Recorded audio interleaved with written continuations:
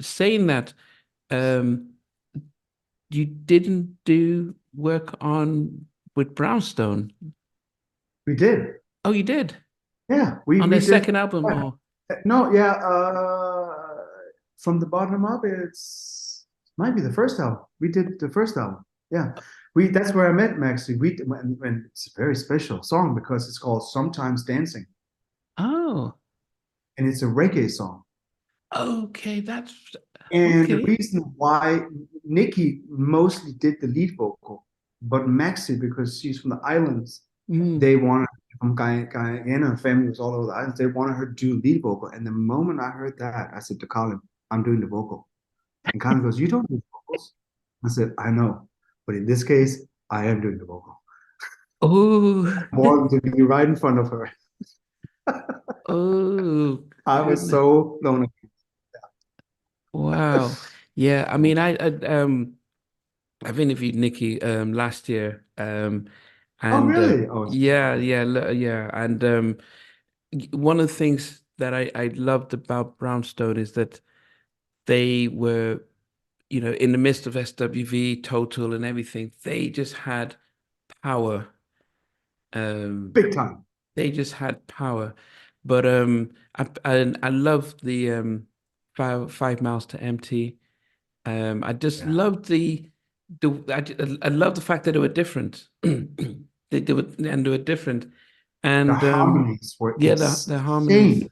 yeah, Yeah, yeah. yeah, they were one of my It's favorite. true. They had these big hooks where they but you know what? Jodeci actually sang pretty powerful too. Casey, he would belt too when they were doing their hooks. And they would stack those hooks a lot too. Yeah, but think about a group of Kelly Price, a group that had Kelly Price 3 times. Oh, This is what yeah, Brownstone felt like. It yeah, felt like this yeah. that type of that type Power. Yeah, of that type of yeah, power. yeah. Um, yeah, but so when you recorded album, so did you then develop the relationship throughout? Was that how That did was the that moment. That was change? it. Yeah, how The did that moment I saw change Max, that was your it. life then when you guys got together? Totally. That was it. That we came in and we recorded that in the room where Michael Jackson did Thriller at Oh, Westlake Audio Studio. I okay. remember it very well. Yeah, very special room too. And I just remember seeing she walked in, she had these long braids. And I'm like, wow, Wow. that's not what I see in Denmark. And I was just she was so and then she had these beautiful eyes and I remember I called her next day and Nikki knew already. She could tell. She could tell in that session. She's like, those two, Wow. they're so funny.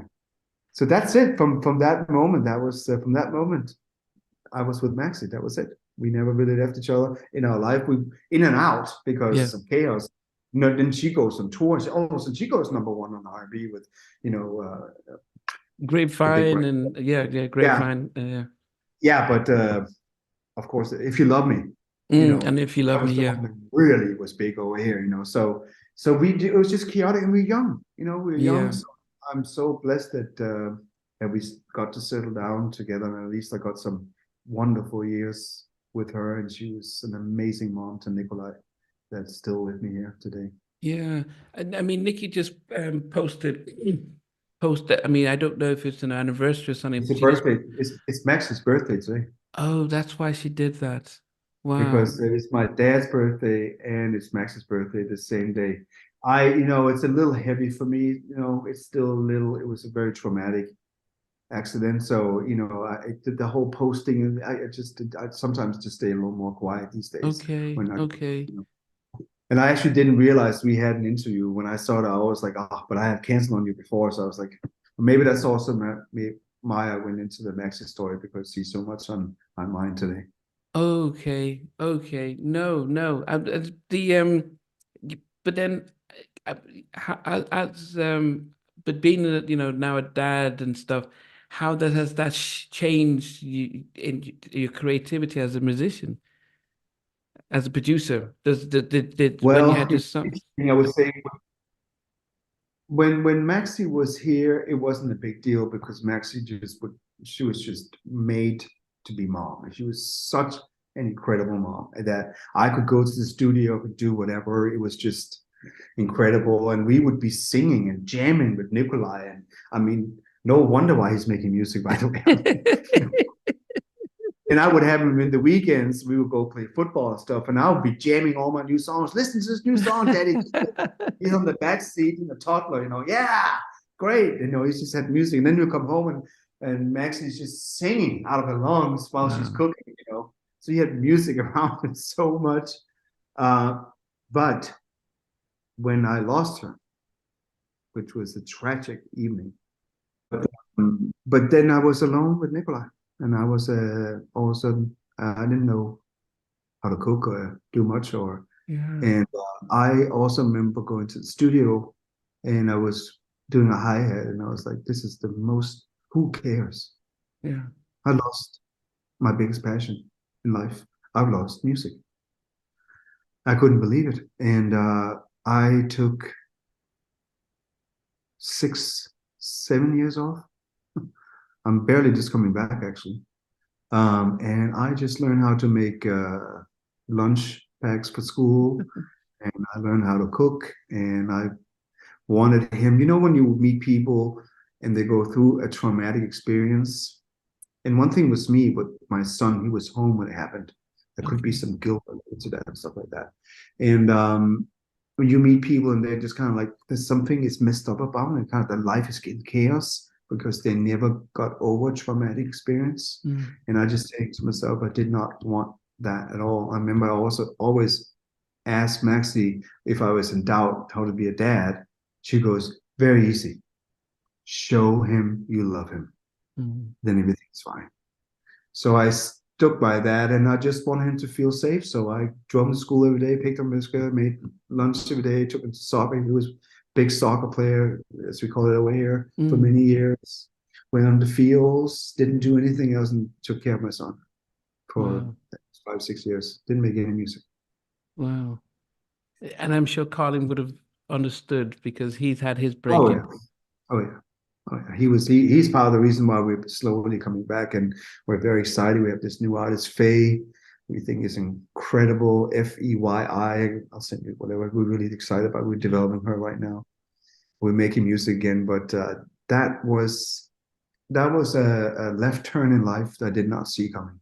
Yeah, and then you don't have it's different, because most of us would have family around, mum, but grandparents and stuff. You don't, And it was me and Nikolai. Yeah.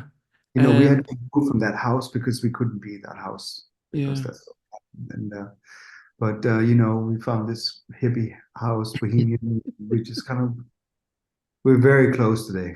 Yeah, I was gonna say, how is he? Because some ways, and he's incredible. He's just the most beautiful son you could ever imagine. So I'm so proud of him, and he's doing so well. So we're a little bit different, probably. We really are very, very connected. Yeah. Is he American? And I mean, no, I actually think I actually think he's more European. Okay. I actually do. Like, he's been in Europe a lot, and Maxee wasn't that close to some of her family members, and also her dad was in Guyana. We didn't see him. She had a little bit of a troubled relationship, so my family became more like his Fafa, which is granddad in Danish. Granddad, yeah. Yeah, and then and more fun, and my sister and her 2 kids, we've been on vacations together and family and stuff like that. So I think maybe that's, and we always been married. I mean, Maxee loved Europe. Every time he came back, she goes, "When are we going next?" And I think if I didn't have my music over here, we would have lived in Europe. I think as a European, you've been to America too. Yeah, I was there for 10 years. Very different culture. Yeah. For good and bad. Yeah, no, and that's why I was asking, does he feel American? Does he feel Danish, or a hybrid of international? Because he's got his mom's side as well. Yeah, totally. No, he definitely, I feel, if I should judge him, he's acting very much like a European kid. Okay. And his friends, tends to be Europeans or less American, if you know what I mean. Yeah, yeah. Yeah, which is good. I mean, I guess there's a lot of his dad's influence and stuff, and it shows. Yeah. Yeah, no, I mean, I guess it shows the fact that you've invested in him, where it could be very much easy to invest so much in other people for your music, and he almost Yeah. grows up by himself. But you've been able to invest in that because, it's not because you're not doing it because of the money, and you're doing it No. because it was a passion of yours. But being able to Yeah. prioritize him and his life, that's stuff Well, that you I can think, never get back. no, and and thank you, but that's very true. And I remember he came to me when I think he turned 18. He kind of took his hands on my shoulders and he said, "I know what you've done. I know what you've shielded me from." He even said, Wow. and I just wanted to know I'm okay. And that's pretty big for an 18-year-old to say that. And I think also what he was trying to say to me, like, you can start living your life again a little bit, But how is that? because I've just been taking care of him. It's just all I've been focused on for many, many years. But how was that like hearing that from him? What was that like receiving Oh that? my God, I cried. So much. I couldn't believe he could express that actually. Wow. I didn't even see that coming. It's incredible. So, he's such an amazing young man. I'm really proud of him, and he has his whole life ahead of him. And he's right. We got through a very, very tragic moment in our life. When my wife and I were expecting our first son, we attended a course called To Become Three.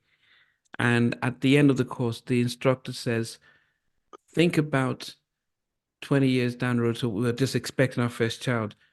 25 years down the road, you're attending your child's wedding, and they're about to give a speech. And they stand up and say, my mom and dad, now you've got 25 years to write that speech. Wow. So when you said that about what your son said to you, that's crazy.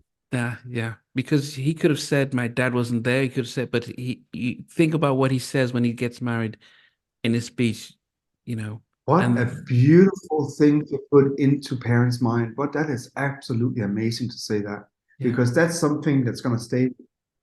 Yeah. So I know that everything And it is he's going to say. important. Yeah. So when you said that he said that to you, it just that flashed back to me like, wow, this stuff is true because you've invested and he's acknowledged it now. Wait until he gives you his speech at his wedding, because Oh my God, I'm gonna be crying. Yeah, because that's the one, that's the one thing you've created that no one can take back from you, and it's harder work than recording Whitney #1 track, but it is something that you can still keep working on and stuff like that. Yeah, I mean, Well, listen, don't forget, he saved me too. Hey guys, thanks for watching. Thanks for being a part of Halftime Chat. Please remember to subscribe, share, and comment. But most importantly, why don't you become a member of Halftime Chat? We've got amazing videos, amazing perks, and being able to support the channel. But anyway, thanks for watching. Take care. I never participated in that category. And somewhere in between us, or even loving us, on which I didn't miss you with.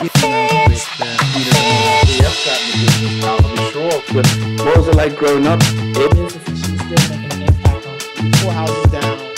I have a couple of pieces. Trying to get this one and that one. That works for you, but just for me, No, okay. They don't understand what Jonas' boys winning all spirits. Play it.